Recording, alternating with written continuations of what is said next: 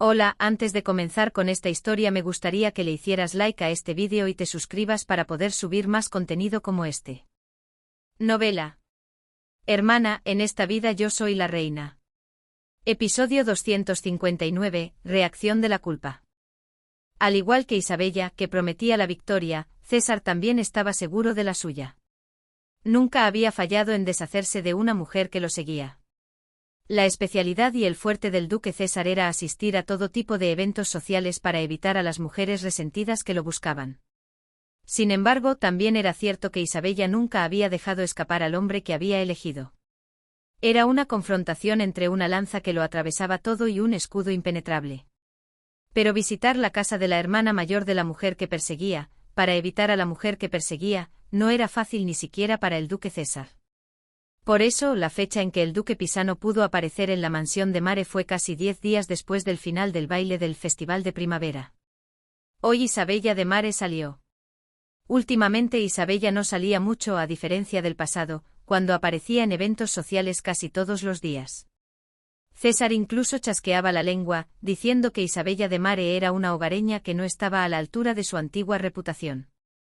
Hoy por casualidad, recibió la información de que Isabella había ido a visitar a la condesa Bartolini.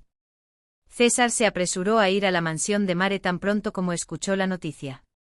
Duque Pisano, ¿cuánto tiempo sin verlo? Al ver que el portero de la mansión de Mare lo reconocía, César sonrió ligeramente y asintió desde su caballo negro. ¿La señorita está en casa? Sí está, pero... No prestó atención a las últimas palabras del portero. Bien, no nos hemos cruzado. César espoleó a su caballo y galopó directamente hacia la entrada. ¡Y! El caballo de César levantó alegremente las patas delanteras y relinchó con fuerza antes de detenerse. Él saltó ligeramente de la silla y se dirigió directamente al estudio de Ariadne. Solo se detuvo un momento para quitarse la capa y entregársela a un doméstico de la familia de Mare. Disculpe, duque Pisano. ¿Sí cuánto tiempo sin vernos? César, de buen humor, saludó al doméstico sin darle mucha importancia. Por eso no escuchó lo que el doméstico intentaba decir. Tenía la intención de aparecer como de costumbre. De repente en su vida. Como siempre. Por eso no trajo flores ni regalos a propósito. Hacer cosas inusuales y ser descubierto en una infidelidad es algo que hacen los aficionados. Él era un profesional entre los profesionales. Toc, toc. Su golpe en la puerta del estudio de Ariadne y la apertura de la puerta fueron casi simultáneos. Ari. Y fue recibido por una persona inesperada. Duque de Pisano. Un hombre esbelto y apuesto, de cabello plateado, con ojos rojos brillantes, miró a César. Era Rafael de Valdesar, que estaba de pie junto a Ariadne, sentada en el escritorio. Estaba en la oscuridad creada artificialmente por las cortinas. A pesar de eso, ese maldito cabello plateado brillaba deslumbrantemente. Rafael de Valdesar se pasó la mano por el cabello plateado y miró a César, luego dio un paso adelante como si fuera a proteger a Ariadne, bloqueando el camino. Gracias a eso su piel quedó expuesta a la abundante luz del sol que entraba por la ventana, y se pudo ver cómo su pobre piel blanca se enrojecía al instante. Pero Rafael no le dio importancia. ¿Por qué demonios apareciste aquí? Rafael gruñó ferozmente, lo que no concordaba con su apariencia apuesta. Había omitido el trato respetuoso hacia el duque, que era de la rama real. Una atmósfera tensa llenó la habitación. Cuando César apareció, Ariadne pensó que la segunda ronda del duelo que no se había terminado en el Palacio Real, se llevaría a cabo en su estudio. Ojalá terminara con puñetazos y no con espadas. Rafael gruñó descaradamente, usando un lenguaje informal. Realmente parecía que iba a sacar la espada ropera que llevaba en la cintura en cualquier momento. Como hoy no era el Palacio Real, César también llevaría su espada larga y su bastón en la cintura. César, con los ojos ya entrecerrados, miró a Rafael. La atmósfera era realmente mala. Valdesar. Ariadne cerró los ojos, esperando que la siguiente palabra fuera «saca tu espada». Pero inesperadamente la voz tranquila de César resonó en el estudio de Ariadne con un contenido completamente opuesto. Me disculpo por lo de la otra vez. Tanto Ariadne como Rafael se sorprendieron por la inesperada declaración de César. Aunque era un trato arrogante, no era ni el joven marqués Baldassar ni el señor Rafael, pero era una forma de referirse a alguien de la rama real, y las expectativas no eran muy altas desde el principio. No era el tipo de persona que solía ser. Las disculpas de César continuaron. Desde tu punto de vista, era comprensible que lo malinterpretaras. Mi prometida estaba desaliñada y salió corriendo de la habitación aterrorizada, así que es natural que pensaras eso. A diferencia de César, su voz era tranquila y su tono suave. Pero juro por mi honor, no por los dioses. Pensó en jurar por el honor de su madre, pero desistió porque no parecía una garantía muy fiable. Aunque no era muy devoto, no había nada más por lo que jurar que los dioses. Ese día, no intenté tocar a mi prometida a la fuerza en absoluto. César miró fijamente a Ariadne. Ella asintió lentamente. Lo que dice César es cierto, Rafael. Anteriormente lo había pospuesto con la excusa de que quería explicárselo a Rafael, pero no se le dio la oportunidad. Pero si no lo decía ahora que la situación se había presentado, sería como una mentira activa. Si fuera por el honor de la propia Ariadne, habría sido mejor que todos lo malinterpretaran, pero Ariadne no era el tipo de persona que cubría la mala reputación de otros con mentiras para su propio beneficio. Ese día César no hizo nada en contra de mi voluntad. Para Ariadne era una confesión que tarde o temprano tenía que hacer. Y con esas palabras Rafael se quedó sin palabras. Si ella decía que estaba bien. Se sintió como un intruso que había invadido el jardín de otra persona. Una indescriptible desilusión y rabia lo invadieron. Pero Rafael quería demasiado a Ariadne como para enojarse con ella. Su ira se desvió y se dirigió de nuevo a César. Duque, por mucho que sea así, ese día usted debería haber manejado bien la situación. Fue una expresión de ira, ni respetuosa ni informal. Usted, que sabe perfectamente lo que se dirá si envía a su prometida por el pasillo de esa manera, maneja las cosas así. En cierto modo podría considerarse una queja sin fundamento. Porque Rafael era, después de todo, solo un amigo de Ariadne. César miró fijamente a Rafael. Sin embargo, se contuvo por tercera vez y se inclinó de nuevo. Tienes razón. No debí haber hecho eso ese día. Me disculpo de nuevo. Fue una generosidad inusual en César.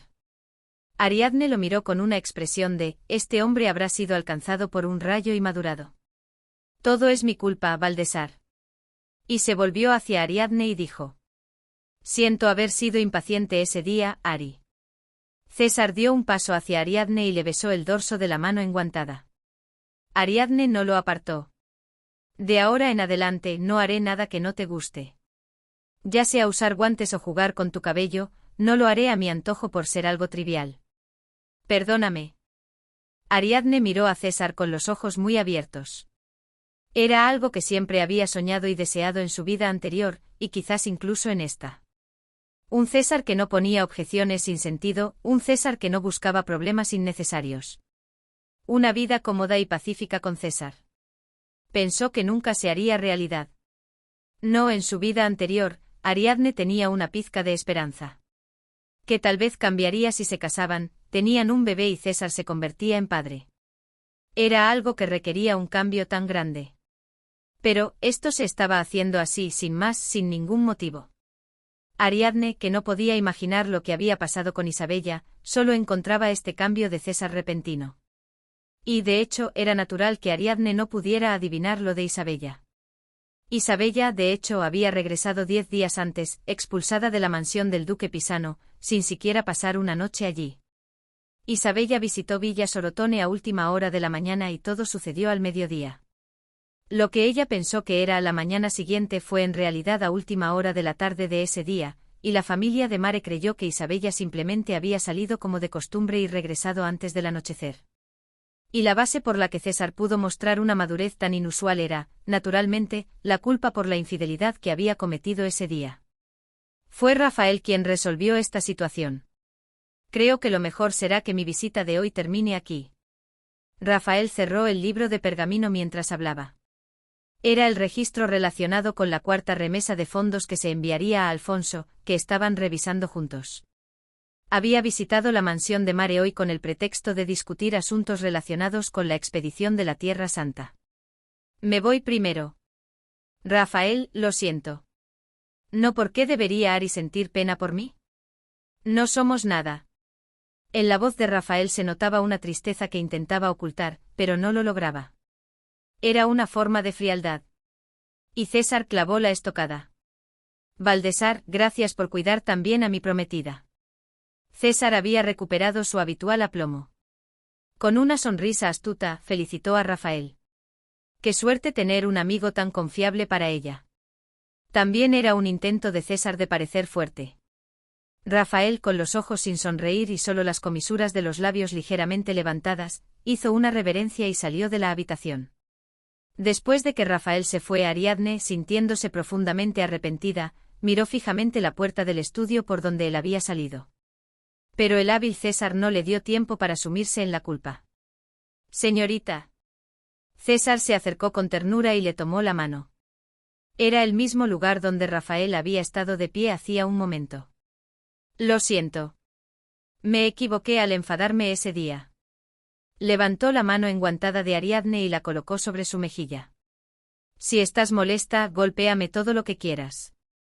No se refería solo a lo sucedido en el baile. Desde el punto de vista de César, era una confesión que englobaba incluso lo de Isabella. Algo que la otra persona nunca debería saber.